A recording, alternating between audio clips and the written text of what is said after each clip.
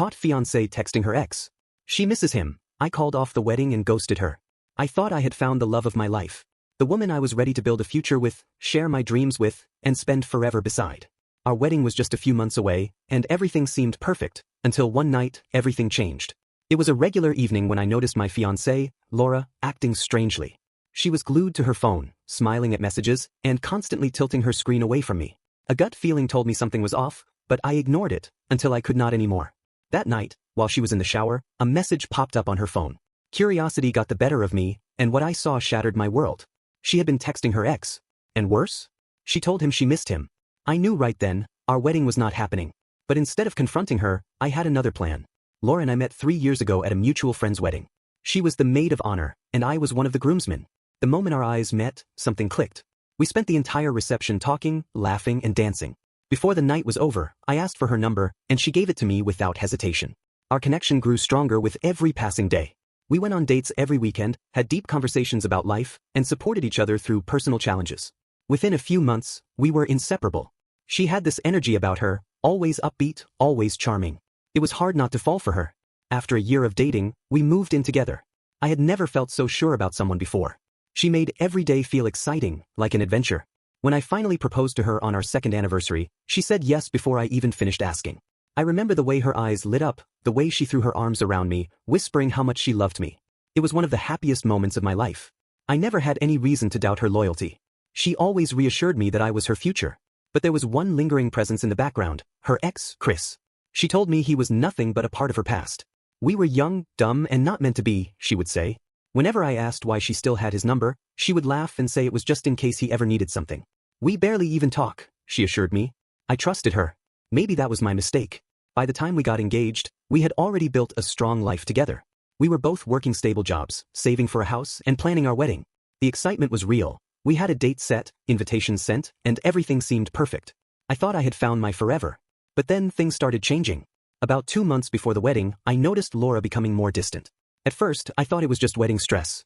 She was constantly busy, glued to her phone, and acting a little secretive. If I walked into the room, she would quickly lock her screen. If I asked who she was texting, she would shrug and say it was just her bridesmaids discussing plans. Her behavior seemed off, but I wanted to believe it was nothing. I told myself that stress was making her act differently. After all, planning a wedding was a lot of work. But deep down, something felt wrong. One night, I saw her sitting on the couch, smiling at her phone. She had not even noticed I had walked in. My stomach twisted. I casually asked, "What's so funny?" She looked up, startled, and quickly put her phone down. "Nothing. Just a meme," she said. It was a small moment, but it planted a seed of doubt in my mind. And that doubt kept growing. Until the night I saw the text. The night I discovered the truth started like any other. Laura had gone to bed early, saying she was exhausted from wedding planning. I stayed up, watching TV in the living room, but my mind kept drifting back to the way she had been acting lately, so secretive, so distant. Something was off. I could feel it in my gut. Over the past few weeks, I had noticed little changes. At first, I dismissed them as wedding stress, but the signs had been piling up. Laura had started guarding her phone more than usual, smiling at messages she never shared with me. Our late-night conversations had become rare, replaced by half-hearted responses and distant expressions. I told myself I was just overthinking. But deep down, I knew I was not. Tonight, when she kissed me goodnight, it felt hollow. As I got up to head to bed, I noticed her phone on the coffee table. She had forgotten it there, something she never did. Laura was always glued to her phone, always making sure it was locked away whenever I was near. But tonight, she had left it unattended. I stood there for a moment, debating with myself. I was not the kind of person to snoop, and I had never felt the need to invade her privacy. I believed in trust. But trust had to be mutual, and for the past month, I had felt like I was the only one still holding onto it. I reached for her phone. The screen lit up. No password required, it was already unlocked. My hands were shaking as I navigated to her messages. I felt sick, hoping I was wrong, praying I was just being paranoid. Then I saw it. A conversation with a contact named Chris. My heart started pounding in my chest as I opened the thread. "Chris, I miss you.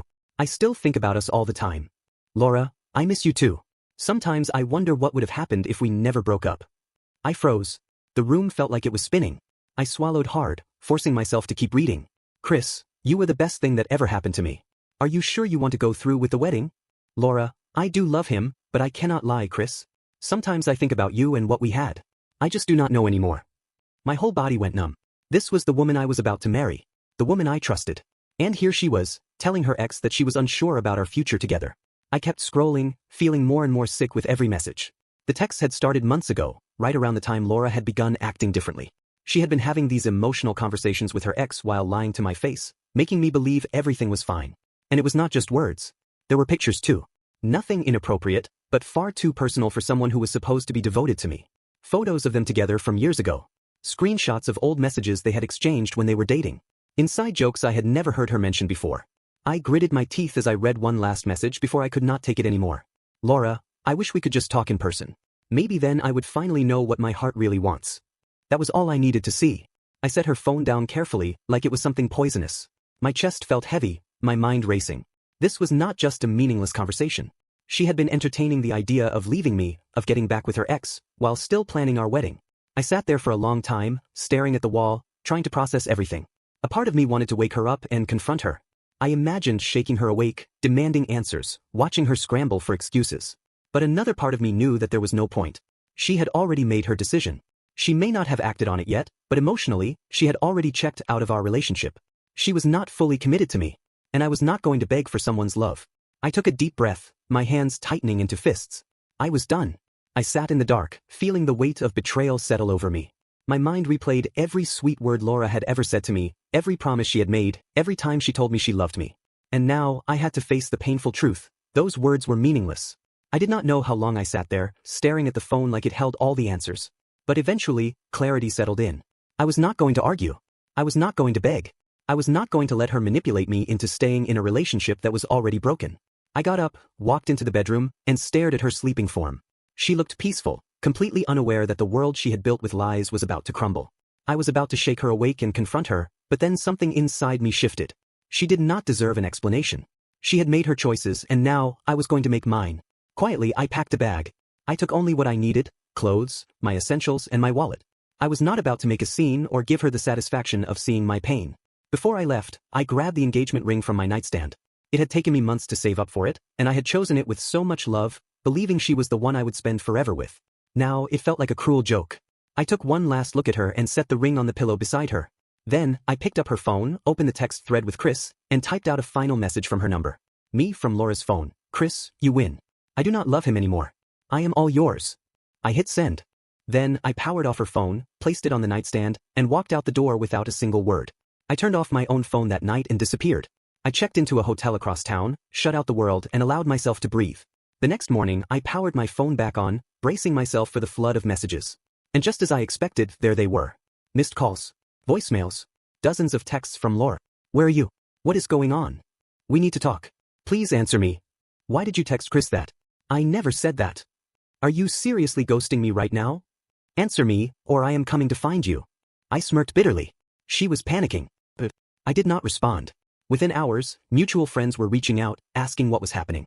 Laura had spun the situation to make herself look like the victim, telling people I had freaked out and disappeared, without giving them the full story. But she did not expect what happened next.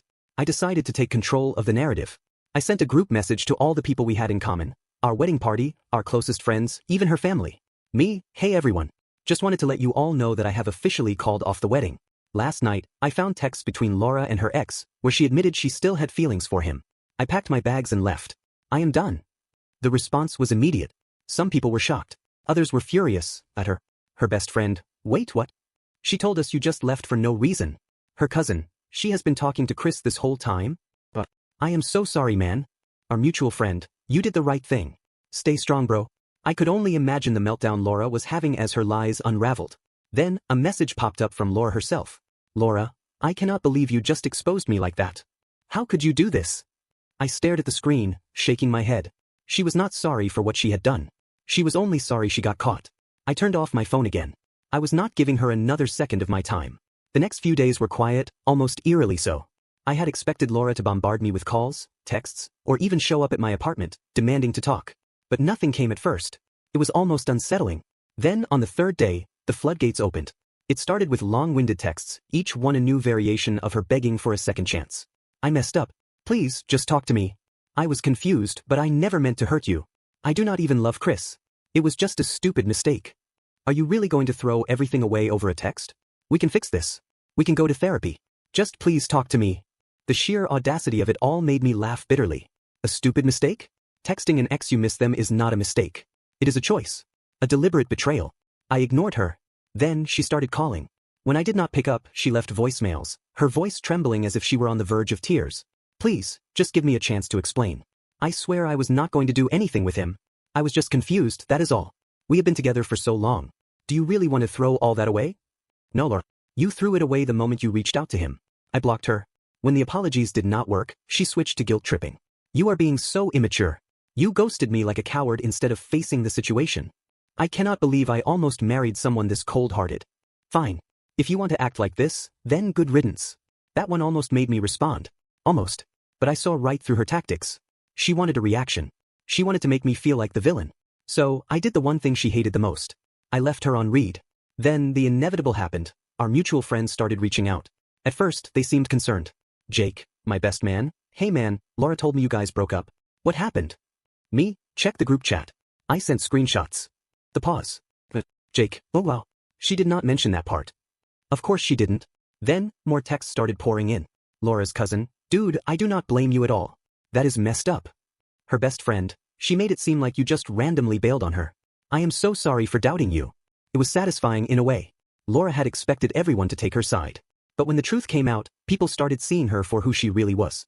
The real kicker came when I got a message from Chris, the ex she had been texting. Chris, hey man. I do not know what Laura told you, but I was not trying to get back with her. She was the one reaching out to me. I even told her to focus on her wedding, but she kept pushing. I laughed and deleted the message. I did not need to know any more details. I had already won. A month passed and I had moved on. Then one night, out of nowhere, Laura showed up at my door. I opened it to see her standing there, her makeup smudged, looking like she had been crying. Can we just talk? She whispered. I stared at her, feeling nothing. No anger. No sadness. Just exhaustion. There is nothing left to talk about, I said simply. She bit her lip, eyes welling up again. I love you. I made a mistake, but I love you. I do not want to lose you. I sighed. Laura, you already lost me the second you chose someone else. She inhaled sharply as if I had slapped her. Then, without another word, she turned and walked away. And just like that, I closed the door on that chapter of my life. Weeks passed, then months.